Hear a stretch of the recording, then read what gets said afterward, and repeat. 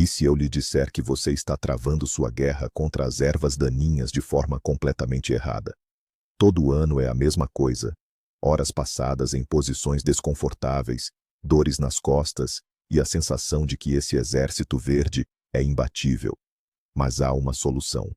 Hoje, não vamos falar sobre como trabalhar mais. Vamos falar sobre como trabalhar de forma mais inteligente. Vou lhe contar sobre 7 maneiras geniais de combater as ervas daninhas que economizam seu tempo e energia. E algumas delas vão mesmo surpreender você. Sejamos francos. As ervas daninhas não são apenas plantas aleatórias. São verdadeiras campeãs de sobrevivência, aprimoradas por milhões de anos de evolução. Sua principal tarefa é conquistar rapidamente qualquer pedaço de terra livre e usar todos os recursos.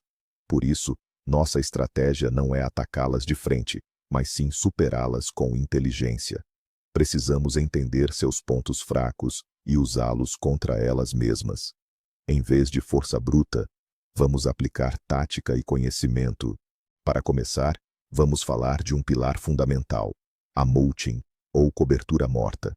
Este é, sem dúvida, o nosso método principal, talvez o mais importante, para combater as ervas daninhas. Se você dominar essa técnica, a sua experiência na horta, ou no jardim, nunca mais será a mesma. Garanto. Mas o que é mulching? Imagine que você está cobrindo o solo com um cobertor grosso e aconchegante. Só que este cobertor não é para aquecer, mas sim para proteger. A sua principal função é bloquear completamente o acesso da luz à superfície do solo. E sem luz, como bem sabemos, nenhuma semente de erva daninha consegue acordar e iniciar a sua invasão. Este é o princípio do sufocamento. As sementes de ervas daninhas, que repousam na camada superior do solo, simplesmente não recebem o sinal para germinar. E as poucas que ainda se atreverem a brotar serão tão fracas e alongadas que morrerão antes mesmo de alcançarem o sol. Ou, se sobreviverem, você poderá arrancá-las com um único dedo, apenas passando por perto. Nada de inchada, nada de dores nas costas. Agora, a parte mais interessante. O que usar como cobertura morta? As opções são inúmeras, e a maioria delas é totalmente gratuita. A grama recém-cortada e levemente seca do seu gramado é ideal. Lascas de madeira ou casca funcionam perfeitamente. Você pode usar palha, folhas caídas ou até mesmo serragem antiga. O mais importante é que a camada seja densa o suficiente para não deixar a luz passar. Mas a mulching vai muito além do controle de ervas daninhas. É um verdadeiro presente para a sua horta ou jardim. A cobertura morta retém a umidade no solo, o que significa que você precisará regar as plantas com muito menos frequência. Ela protege as raízes dos seus cultivos do superaquecimento no calor e do congelamento no frio. E a mulching orgânica, ao se decompor lentamente, transforma-se num humus valioso, fertilizando e melhorando a estrutura da sua terra. Como fazer isso corretamente? É muito simples. Para começar, capine bem a área. Em seguida, aplique uma camada de cobertura morta com uma espessura de 5 a 10 centímetros. Não economize. O mais importante é não colocar a mulching muito perto dos caules das plantas cultivadas. Deixe um pequeno espaço para respirar. E pronto.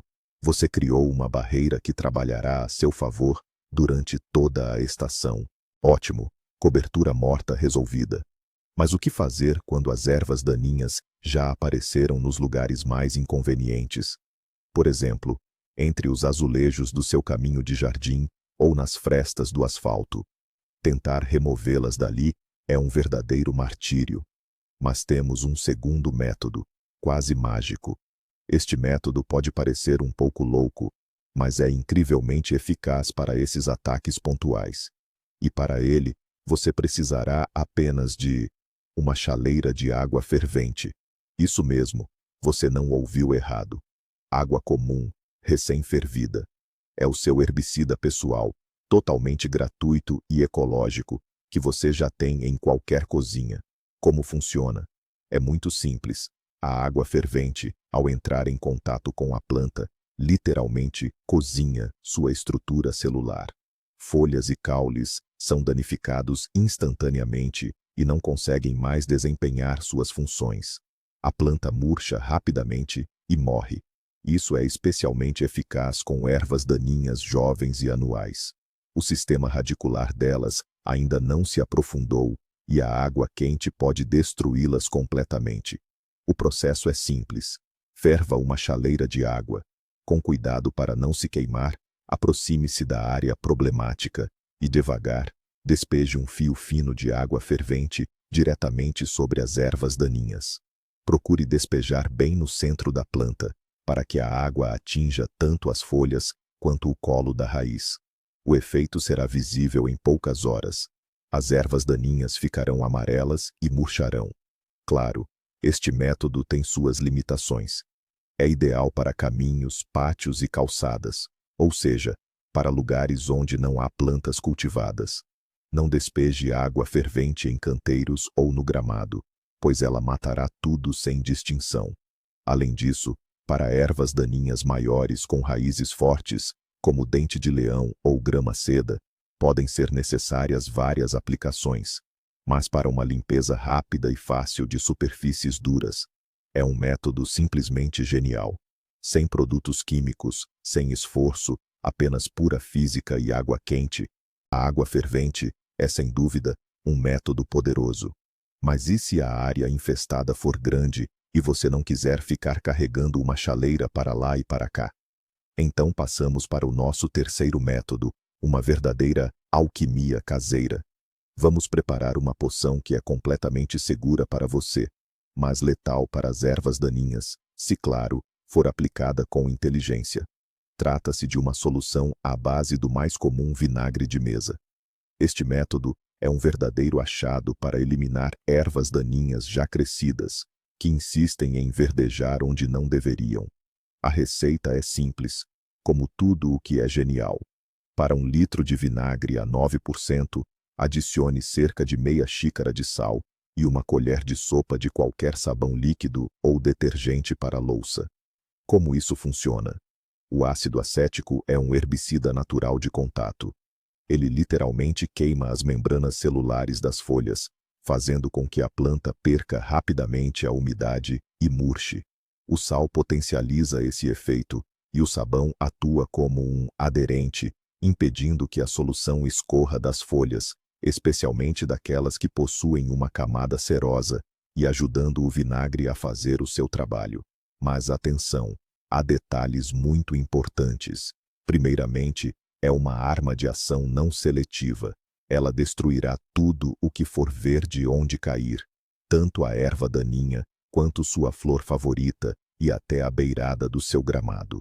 Portanto, use-o de forma pontual, de preferência com um pulverizador, num dia sem vento e ensolarado.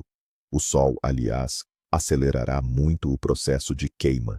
Em segundo lugar, lembre-se, vinagre e sal alteram a acidez e a composição do solo. Despejar essa solução em canteiros onde você pretende cultivar algo é uma péssima ideia, pois isso pode prejudicar a colheita futura. Por isso, o método do vinagre é a sua ferramenta ideal para áreas não cultiváveis. Caminhos, pátios, áreas ao longo de cercas, espaços de estacionamento, esse é o seu terreno ideal. Em suma, a solução de vinagre é um método poderoso, barato e rápido para lidar com as ervas daninhas, mas deve ser aplicada como um atirador de elite, com precisão e consideração, e não como um artilheiro que ataca alvos indiscriminadamente.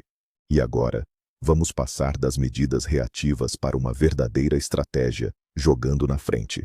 O quarto método é pura tática. Ele permite que você não precise lutar contra as ervas daninhas, mas simplesmente evite que elas sequer surjam. Lembre-se da regra de ouro da natureza. Ela não gosta de vácuos. Se você deixar um pedaço de terra descoberto, a natureza imediatamente tentará ocupá-lo com alguma coisa. E muito provavelmente será uma erva daninha. Então, o que fazer? A resposta é simples.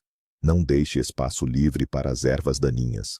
Ocupe você mesmo toda a área disponível criando para elas uma concorrência acirrada por luz, água e nutrientes.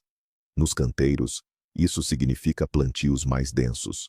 Não tenha medo de plantar vegetais e ervas um pouco mais próximos uns dos outros do que o indicado na embalagem de sementes. Enquanto as culturas principais, como tomates ou pimentões, ainda são pequenas, o espaço entre elas pode ser ocupado por plantas de crescimento rápido. Plante ali alface, espinafre ou rabanete. Você terá tempo de colhê-los antes que as plantas principais fiquem apertadas. E durante todo esse tempo, a terra estará coberta, e as ervas daninhas simplesmente não terão espaço para se estabelecerem. Já nos jardins, nossas principais aliadas são as plantas de cobertura do solo, ou forrações. Elas são verdadeiras guerreiras no combate às ervas daninhas. Plantas como pervinca, ajuga, vários tipos de sedum ou phlox subulata se espalham rapidamente e criam um tapete denso e vivo. Esse tapete não é apenas incrivelmente bonito, mas também funciona como uma cobertura viva, mulch. Ele sombreia completamente o solo, não deixando nenhuma chance para as ervas daninhas. Ao final, você resolve várias tarefas de uma só vez. Seu jardim ou horta fica denso, exuberante e bem cuidado. Você gasta muito menos tempo capinando, porque quase não há o que capinar. E você cria um ecossistema mais saudável e sustentável, onde as plantas cultivadas dominam e as ervas daninhas ficam sem vez. Não é uma luta, é uma gestão inteligente do seu espaço. Bom, já aprendemos a criar um escudo vivo. Mas e se eu te dissesse que o seu maior aliado no combate às ervas daninhas está agora mesmo na sua arrecadação, ou prestes a ir para o lixo? O quinto método vai transformar aquele material que você nem dá valor numa arma poderosa contra o inimigo verde. Vamos usar cartão comum e jornais velhos. Este método é muitas vezes chamado de sufocamento ou canteiro para preguiçosos, e é genial na sua simplicidade. A ideia é bloquear completamente a luz para as ervas daninhas por um longo período. Não por um dia ou uma semana, mas por uma estação inteira. Imagine que tem um terreno completamente invadido por grama ou outras ervas daninhas persistentes, e só de pensar em escavar tudo, já lhe dá calafrios. Esqueça a pá. Basta pegar grandes pedaços de cartão, caixas de eletrodomésticos são perfeitas, e colocá-los diretamente em cima das ervas daninhas. Sobreponha bem os pedaços para que não restem frestas por onde a luz possa passar. Se não tiver cartão, pode usar jornais velhos, dobrados em 5 a 10 camadas. O importante é não usar revistas com papel brilhante. A tinta delas pode conter substâncias nocivas. Por cima deste sanduíche de papel, é preciso colocar algo para prender e dar um acabamento mais bonito. Pode espalhar uma camada de composto, relva cortada, terra ou até mesmo casca decorativa. Isso não só deixará o visual mais estético, como também acelerará o processo. O que acontece debaixo desta cobertura? Escuridão total. As ervas daninhas, privadas de luz, não conseguem fazer fotossíntese e, lenta mas seguramente, morrem e decompõem-se, transformando-se em fertilizante orgânico. E as minhocas e micro-organismos ficam simplesmente em êxtase com este banquete. Eles trabalham ativamente na decomposição, tanto do cartão quanto dos restos das ervas daninhas, tornando o solo sob a cobertura solto, fértil e cheio de vida.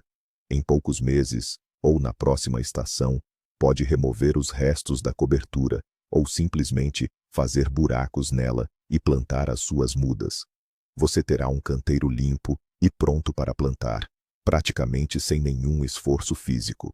É a forma ideal de aproveitar um terreno abandonado, ou simplesmente livrar-se daquele tapete de ervas daninhas mais teimoso. E agora, preste muita atenção. O sexto método pode parecer uma verdadeira revolução e ir na contramão de tudo o que seus avós lhe ensinaram. A melhor forma de não lutar contra as ervas daninhas é não as acordar. Este método baseia-se no princípio do plantio direto, ou no-till. e desmistifica o grande mito da necessidade de revolver a terra na primavera. Lembra-se de que falamos sobre milhões de sementes de ervas daninhas que dormem no solo? Elas podem ficar lá por anos, completamente inofensivas, na escuridão total. O que as acorda? A luz. E o que as traz à luz? Exato, a sua pá. Cada vez que você revira a horta com afinco, você vira camadas de terra. E a cada virada, você traz das profundezas para a superfície uma nova leva de sementes adormecidas. Você, na verdade, está semeando sua própria horta com ervas daninhas, dando-lhes as condições ideais para germinar. É como se você espalhasse sementes de ervas daninhas com cuidado e depois se perguntasse por que elas cresceram tão bem. O princípio no-till propõe o contrário. Pare de cavar. Em vez disso, afofe a terra apenas superficialmente, a uma profundidade não superior a 5-7 centímetros. Para isso, sachs ou cultivadores manuais são ideais.